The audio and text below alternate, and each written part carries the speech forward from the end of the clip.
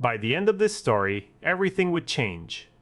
A simple diagnosis turned into a battle with bureaucracy that almost cost me my business with the county. But first, let me tell you how it all started. I owned a computer shop, and we had always been active in our community. We decided to donate our services to install a network for a local nature center. The campus consisted of several one-story buildings elevated above the ground on pilings. After running cables and installing RJ ports at required locations, we even installed routers, everything done free except for the wholesale cost of the cable. It was a small price to pay for helping out. A year later, they started experiencing issues with their network. Ports were going bad intermittently, and things seemed to be getting worse. They called us in to troubleshoot. Little did we know what a mess we'd find. Gee. We arrived at the nature center, ready to tackle whatever issue had arisen. The building was quiet, save for the occasional rustling noise that made us wonder if something was amiss.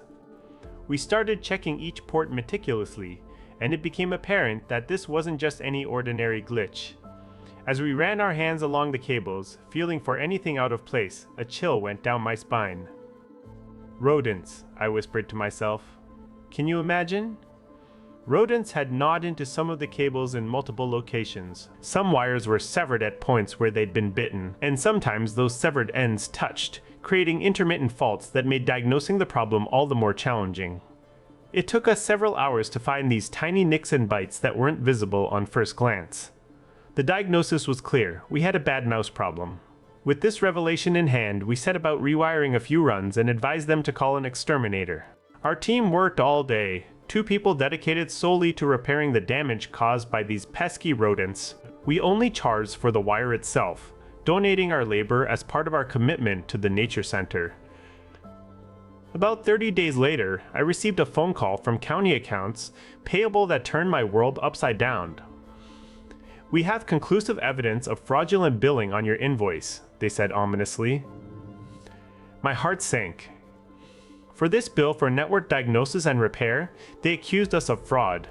They wanted me to agree with their assessment and promise never to do it again, elsewise face a 1-year ban from doing business with the county. I was stunned. No way will I agree, I protested. We did nothing wrong. How could they think our explanation about rodents biting cables wasn't true? The accounts payable representative explained that their IT department had reviewed the invoice and deemed it impossible for a bad mouse to cause network issues like these. The hearing came, and tensions were high. The IT guy couldn't believe how something so simple as rodent damage could wreak havoc on a network.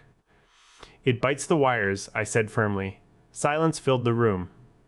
Bursts. Then, slowly, realization dawned on them. The council member asked, "So you're saying rodents bit into the cables?" I nodded, pointing out that this was indeed stated clearly in our invoice. That moment of truth hit home for everyone there. They understood how it could happen. Well, okay, the accounts payable representative conceded. We'll drop this one, but we're going to be watching you. And so, a simple story about rodents turned into a saga that almost cost me my business with the county. What would you do in such a situation? Would you fight for what's right? This is a reminder of how even the smallest details can lead to massive complications. Subscribe if you enjoyed this tale, and stay tuned for more stories like these. Thanks for watching.